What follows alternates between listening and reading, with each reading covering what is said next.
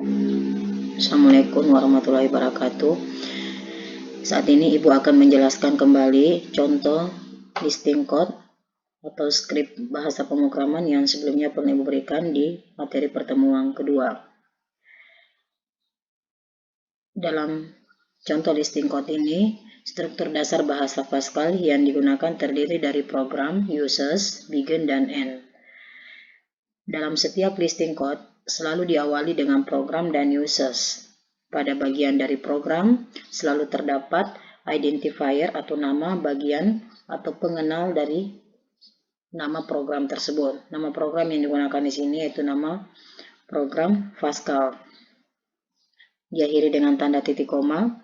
Pada deklarasi uses, di sini menggunakan CRT menyesuaikan dengan Windows 64 bit. Apabila kalian menggunakan Windows 32 bit, bisa ditambahkan WinCRT.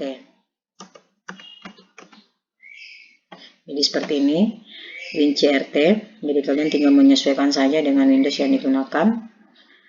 Pada bagian var ini adalah variabel yang mewakili suatu nilai dan disertakan dengan tipe-tipenya pada bagian deklarasi var dan dideklarasikan pada bagian var. Pada bagian deklarasi var ini terdapat identifier yaitu E, M, C dipisahkan dengan tanda titik 2 atau disebut dengan tanda baca kolom dan digunakan tipe integer. Akhir dengan tanda titik koma. Pada bagian begin, di sini kita akan memulai statement underscore prosedurnya.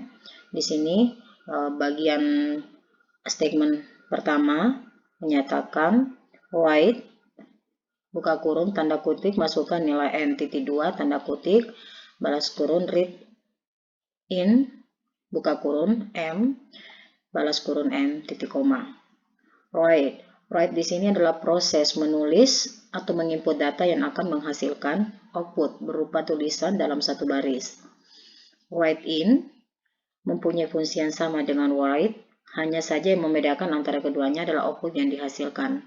Jika write menampilkan output dalam satu baris, memanjang blok penulisannya, sedangkan write ini secara bersusun membuat baris baru setelah menulis atau menginput data. Dan setiap statement selalu diakhiri dengan tanda titik koma atau semikolon. titik 2 sama dengan. Di sini titik 2 sama dengan ini menyatakan statement yang pendek atau ekspresi. Sedangkan ekspresi yang kita ketahui di sini adalah sebuah statement pendek yang dideklarasikan setelah tanda titik 2 sama dengan. Pada perumusan ini titik 2 sama dengan M kali buka kurung C kali C balas kurung titik koma. Ini menyatakan rumus yang nantinya akan menyesuaikan dengan instruksi atau ekspresi dari setiap statementnya yang dimasukkan pada inputnya. Write in nilai dari E adalah titik 2 tanda kutip koma E balas kurung. Tadi di sini sebenarnya tanda kurung titik koma. Jadi kalian nantinya bisa melihat lebih jelas tampilannya pada outputnya. Apabila tidak ada lagi yang statement berikutnya, maka dikatakan program ini sudah berakhir. Seluruh program sudah berakhir, diperjelas dengan deklarasi n titik. Sekarang kita masuk pada compile. Kita compile.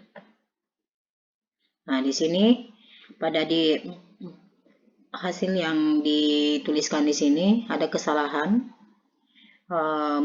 WinCRT titik TPU. Di sini TPU singkatan dari Turbo Pascal Unit. Jadi pada deklarasi uses di sini menunjukkan ada kesalahan karena tidak menyesuaikan dengan Windows 64 bit. Jadi tadi Ibu sudah merubah di WinCRT-nya, menggunakan WinCRT. Jadi kita mengembalikan menyesuaikan dengan Windows 64 bit. Jadi langsung saja dihapus, dikembalikan dengan CRT. Dilanjut Kemudian kita melihat lagi apabila kita merubah salah satu statementnya, atau mungkin bisa dua statementnya, atau yang bagian yang lainnya yang ada yang kesalahan di dalam aturan, di dalam penulisan code programnya, itu juga akan berpengaruh pada saat di-compile. Misalkan ini kita rubah tanda bacanya menjadi titik 2. Kemudian di sini kita tidak berikan tanda kutip. Kita coba. Di sini tidak ada tanda kutip. Di sini juga demikian, tidak ada tanda kutip. Nah, kita hapus tanda kutipnya. Jadi hanya statementnya di sini void buka kurung masukkan nilai C titik 2 balas kurung. Jadi kita lihat bagaimana hasilnya setelah di-compile. Nah, setelah di-compile, kursornya di sini secara langsung ada tanda berkedip, yaitu yang menunjukkan kalau ada kesalahan dalam penulisan. Jadi kita perbaiki kembali, kemudian kita compile lagi, kita perbaiki kembali lagi yang lainnya.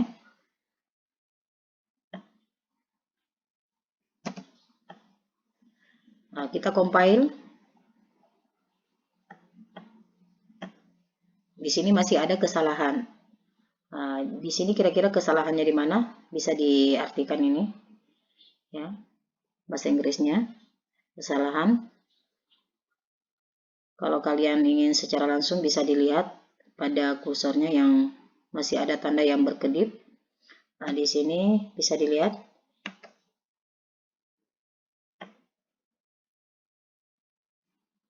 Masih memerlukan tanda titik 2. Ya, tanda titik 2-nya yang tidak ada. Di sini menuliskan tanda titik 2 yang tidak diperintahkan, demikian berarti titik koma.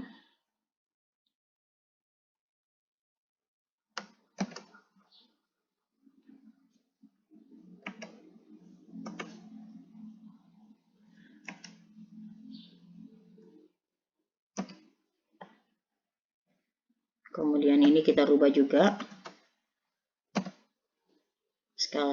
Sekarang kita compile kembali. Ya, di sini hasilnya sudah menyatakan sukses.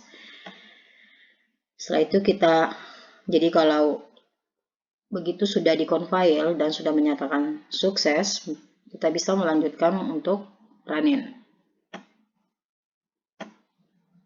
Di sini kita lihat tampilan outputnya. Masukkan nilai M menyesuaikan dengan statementnya. Statement di situ menginstruksikan masukkan nilai M. Jadi kalian masukkan nilai M. Bisa ya kita masukkan di sini nilai 3. Enter. Misalkan 5. Enter. Nah, di sini hasilnya tidak langsung terbaca, tetapi akan kembali ke inputnya. Kemudian kita compile, kita running kembali. Tidak perlu di-compile lagi. Nah, di sini sudah ada hasilnya, nilai dari E adalah titik 275. Nah, yang tadi Ibu sudah sampaikan, yang dimana perbedaan write dengan write in. Write itu menyatakan menampilkan output dalam satu baris. Nah, di sini yang dikatakan write, masukkan nilai M titik 2 sama dengan 3, titik 2, 3. Masukkan nilai C titik 25. Itu dikatakan write. Sedangkan write in, nilai dari E adalah titik 275. Write in tadi menampilkan output blok penulisannya secara bersusun, atau membuat baris baru setelah penulisan, atau menginput data. Jadi di sini secara bersusun yang dimaksud adalah nilai yang sudah dimasukkan tadi, masukkan nilai M titik 23, masukkan nilai C titik 25. Itulah yang dinyatakan sebagai cara bersusun, ya, output secara bersusun. Dan hasilnya nilai dari E adalah titik 275.